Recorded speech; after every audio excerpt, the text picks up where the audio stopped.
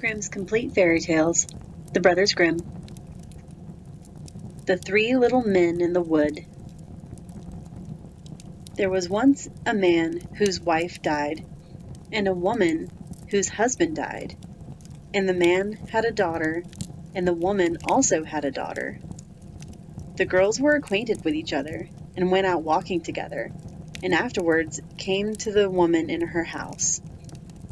Then she said to the man's daughter, "Listen, tell your father that I would like to marry him, and then you shall wash yourself in milk every morning and drink wine.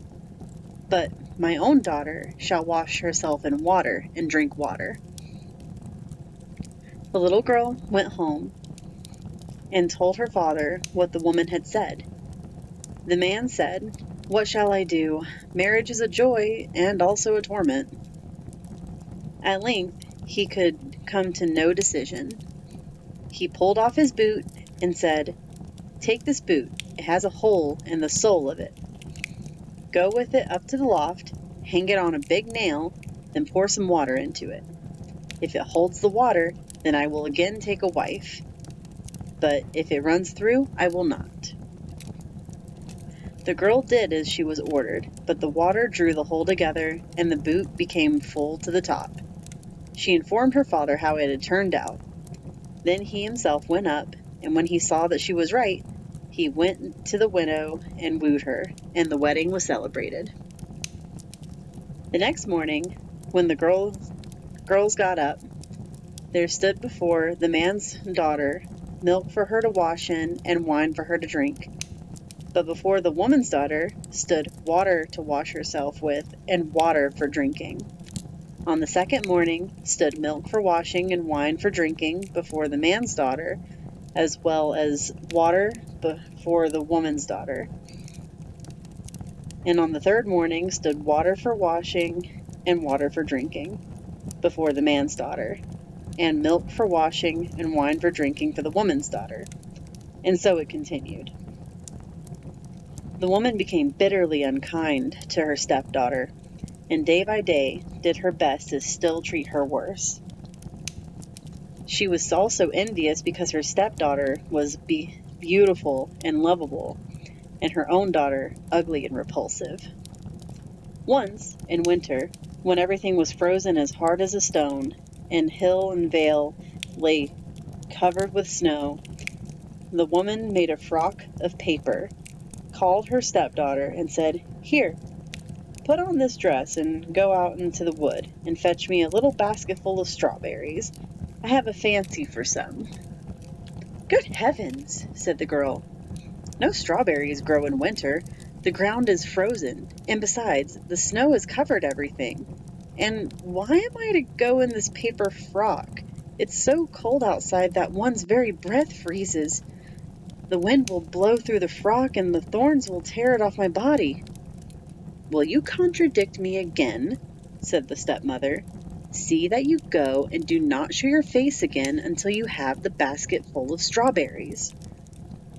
Then she gave a little piece of hard bread to her and said, "This will last you the day," and thought, "You will die of cold and hunger outside, and will never again be seen by me." Then the maiden was obedient, and put on the paper frock, and went out with the basket. Far and wide there was nothing but snow, and not a green blade to be seen. When she got into the wood, she saw a small house out of which peeped 3 elves. She wished them good day, and knocked modestly at the door. They cried, "Come in!" And she entered the room and seated herself in the bench by the stove, where she began to warm herself and eat her breakfast. The elf said, "Give us, too, some of it." "Willingly," she said, and divided her bit of bread in two and gave them half. They asked, "What are you doing in the forest in the winter time, in your thin dress?" "Ah," she answered, "I am to look for a basketful of strawberries, and I am not to go home until I can take them with me." When she had eaten her bread, and they gave her a broom and said, "Sweep away the snow at the back door with it." But when she was outside, the 3 little men said to each other, What shall we give her, as she is so good and has shared her bread with us? Then said the first, My gift? That she shall grow every day more beautiful.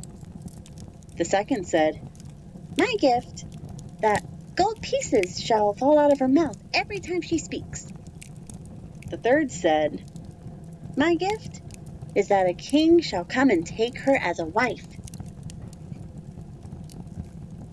The girl, however, did as the little men had bidden her, swept away the snow behind the little house with the broom, and what did she find but real ripe strawberries, which came up quite dark red out of the snow. In her joy she hastily gathered up a basketful, thanked the little men, shook hands with each of them, and ran home to take her stepmother what she had longed for so much. When she went in and said good evening, a piece of gold at once fell from her mouth.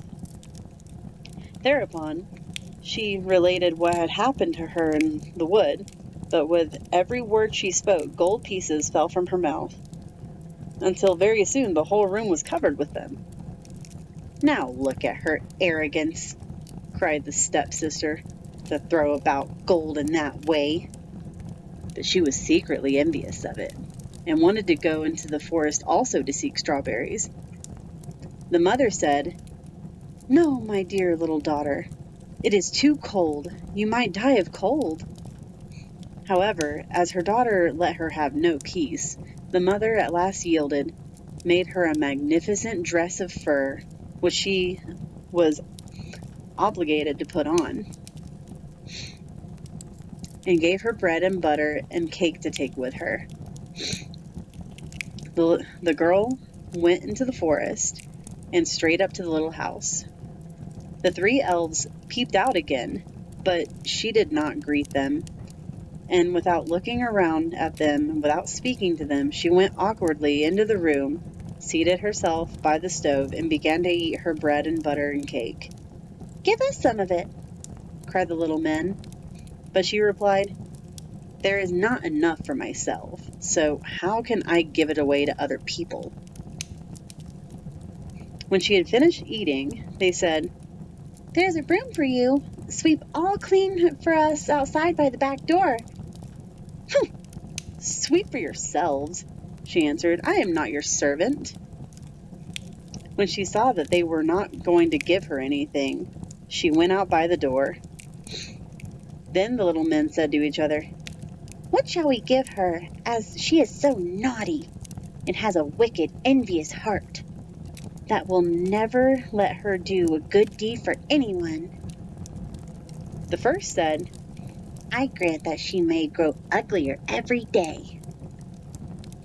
The second said, I grant that every word she says, a toad shall spring out of her mouth. The third said, I grant that she may die a miserable death. The maiden looked for strawberries outside, but as she found none, she went angrily home.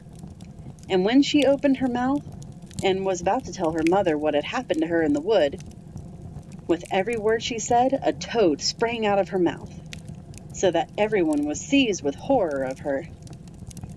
Then the stepmother was still more enraged, and thought of nothing but how to do every possible injury to the man's daughter, whose beauty, however, grew daily greater. At length she took a cauldron, set it on the fire, and boiled yarn in it. When it was boiled, she flung it on the poor girl's shoulder, gave her an axe in order that she might go to the frozen river, cut a hole in the ice, and rinse the yarn. She was obedient, went and cut a hole in the ice, and while she was in the midst of her cutting, a splendid carriage came driving up, in which sat the king. The carriage stopped, and the king asked, My child, who are you, and what are you doing here? I am a poor girl, and I am rinsing yarn. Then the king felt compassion, and when he saw that she was so very beautiful, he said to her, Will you go away with me? Ah, yes, with all my heart, she answered, for she was glad to get away from the mother and the sister. So she got into the carriage and drove away with the king. And when they arrived at his palace, the wedding was celebrated with great pomp, as the little men had granted to the maiden. When a year was over, the young queen bore a son, and as the stepmother had heard of her great good fortune, she came with her daughter to the palace and pretended that she wanted to pay a visit. Once, however, the king had gone out, and no one else was present. The wicked woman seized the queen by the head, and her daughter seized her by the feet. They lifted her up out of the bed, and threw her out of the window into the stream which flowed by. Then the ugly daughter laid herself in the bed, and the old woman covered her up over her head. When the king came home again and wanted to speak to his wife, the old woman cried, "Hush, hush, that can't be now. She is lying in a violent perspiration. You must let her rest today." The king suspected no evil, and did not come back again till next morning. And as he talked with his wife, and she answered him, every word a toad leaped out, whereas formerly a piece of gold had fallen out. Then he had asked what that could be, but the old woman said that she had got that from the violent perspiration, and would lose it again. During the night, however, the kitchen boy saw a duck come swimming up the gutter, and it said, "King, what are you doing? Are you awake or slumbering?" And as he returned no answer, it said, "And my guests, what about them?" The kitchen boy said, "They are sleeping soundly too." Then it asked again, "What of my little baby mine?" He answered, "Asleep in her cradle." Then she went upstairs in the form of the queen, nursed the baby, shook up its little bed, covered it over, and then swam away again down the gutter in the shape of a duck. She came thus for 2 nights, and on the 3rd she said to the kitchen boy, "Go and tell the king to take his sword and swing it 3 times over me on the threshold."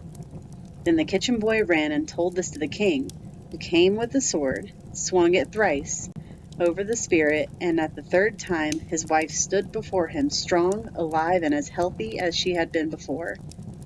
At this the king was full of great joy, but he kept the queen hidden in a chamber until the Sunday, when the baby was to be christened. When it was christened, he said, What does a person deserve who drags another out of bed and throws him in the water?" "The wretch deserves nothing better," answered the old woman, "than to be taken and put in a barrel stuck full of nails and rolled downhill into the water." "Then," said the king, "you have pronounced your own sentence." And he ordered such a barrel to be brought, and the old woman to be put into it with her daughter. Then the top was hammered on, and the barrel rolled downhill until it went into the river.